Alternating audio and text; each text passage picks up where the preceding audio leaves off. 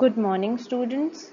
I hope till now you have understood the things properly. So let us proceed further. So before proceeding, these are the learning objectives of today's module. So today we are going to discuss change of state of matter and the effect of change of temperature, latent heat of fusion, latent heat of vaporization, and sublimation. So, as already explained, that physical state of matter can be interconverted to each other by the change in either temperature or pressure of that state. Previously, we were discussing the effect of change of temperature. We had discussed one activity in our previous module. So, what is that activity?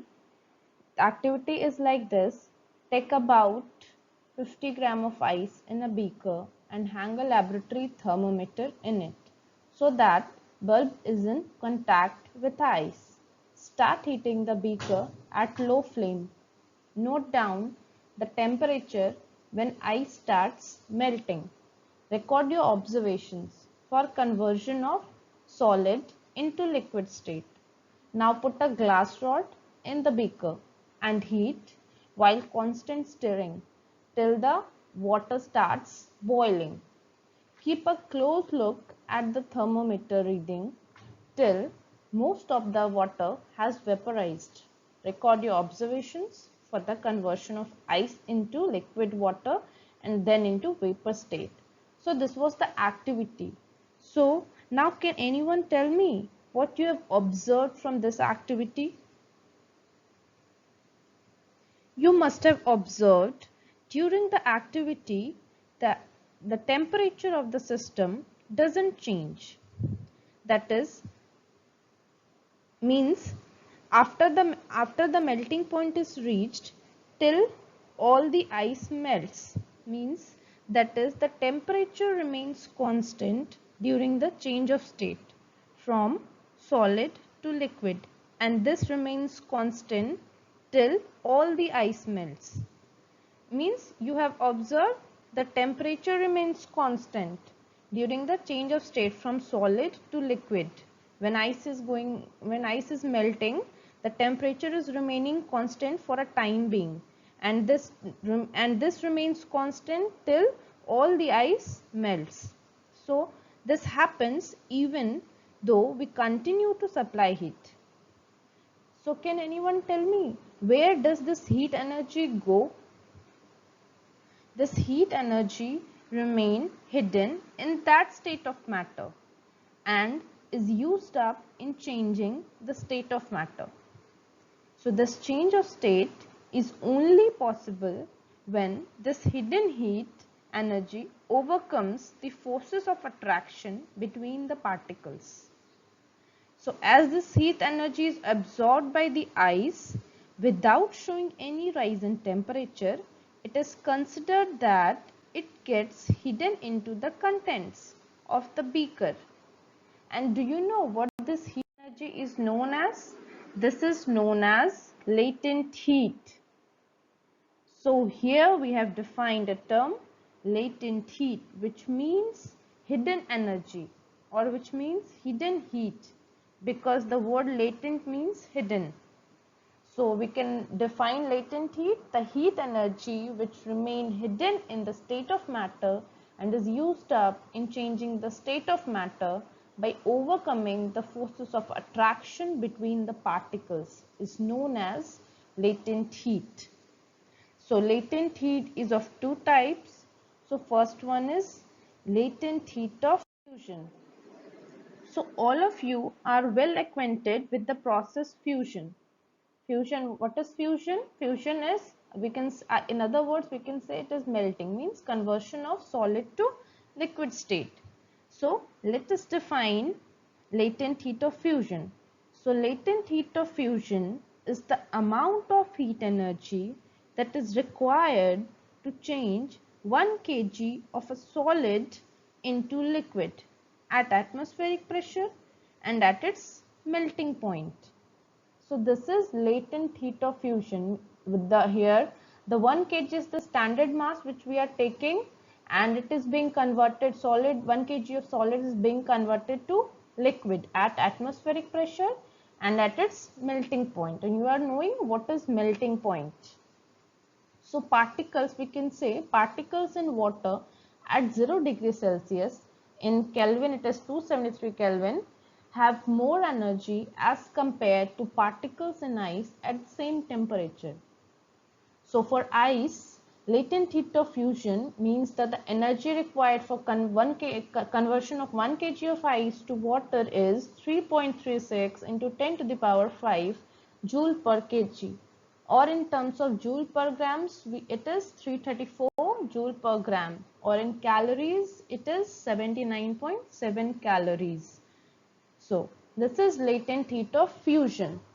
So moving further towards the second type of latent heat, that is latent heat of vaporization. So we can say that particles in water at 0 degrees Celsius, that is 273 Kelvin, have more energy as compared to particles in ice at the same temperature. It means particles in water at 0 degrees Celsius have absorbed extra energy in the form of latent heat of fusion. So now, when we supply heat energy to water particles, what will happen? The particles start moving even faster because of increase in kinetic energy of the particles. At a certain temperature, a point is reached when the particles have enough energy to break free from the forces of attraction of each other. So at this temperature, the liquid starts changing to gases, and during this change of state, again the temperature remains constant till all the water gets converted into vapor. So the temperature at which a liquid starts boiling at atmospheric pressure is known as boiling point. So particles from the bulk of the liquid gain enough energy to change into vapor state. So we can define now latent heat of vaporization is the amount of heat energy, that is heat required to change 1 kg of liquid into vapor at atmospheric pressure below its boiling point, is known as latent heat of vaporization. So latent heat of vaporization for water, that is for conversion of 1 kg of water to gases, is 22.6 into 10 to the power 5 joule per kilogram, or 2230 joule per gram, or in calories we can write 533 calories. So we can say that particles in steam, that is water vapor, at 100 degrees Celsius, or in Kelvin it is 373 Kelvin, have more energy than water at the same temperature. Why? Why this is so? This is because the particles in steam have absorbed extra energy in the form of latent heat of vaporization. So in this very way, again we have defined latent heat of vaporization.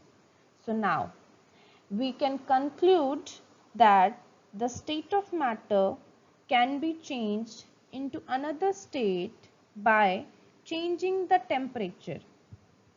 Till now, we have learned that substances around us change state from solid to liquid and from liquid to gas on application of heat. But there are some matter that changes directly from solid to gaseous state without changing into liquid state. So a change of state directly from solid to gas without changing into liquid state or vice versa is called sublimation. So we have defined a new term, that is sublimation. It is the process of direct conversion of solid state to gaseous state without changing into liquid state. So these are some of the sublimable substances, means examples are camphor, iodine, naphthalene balls, dry ice, some other salts which are sublimable substances. So you can see from here, so these are the sublimable substances which is directly converting from their solid state to gaseous state without going into intermediate state, that is liquid state. So there is a classic demonstration of sublimation of iodine crystals. So for the demonstration, you will see there is one video you will see now. So before that, just have a look on this. Heat them at one end of the seal tube with the other end cool. Means we are taking some iodine crystals in a watch glass, and after heating it, the violet vapors coming out. You are getting a beautiful violet color vapors. So after waiting long enough, and all this solid iodine will disappear in the hot end and reappear as a beautiful black crystals in the cold end. You can see now.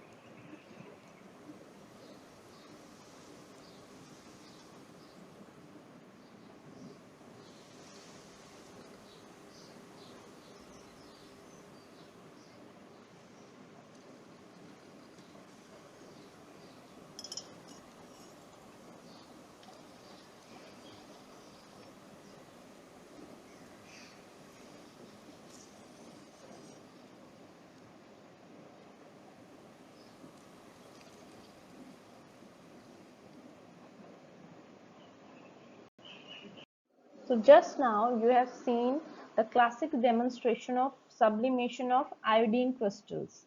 So I hope you have understood sublimation. So what today we have discussed? Today we have discussed the effect of change of temperature on the state of matter, latent heat of fusion, vaporization and sublimation. We will discuss more about sublimation in our next class. Thank you, students.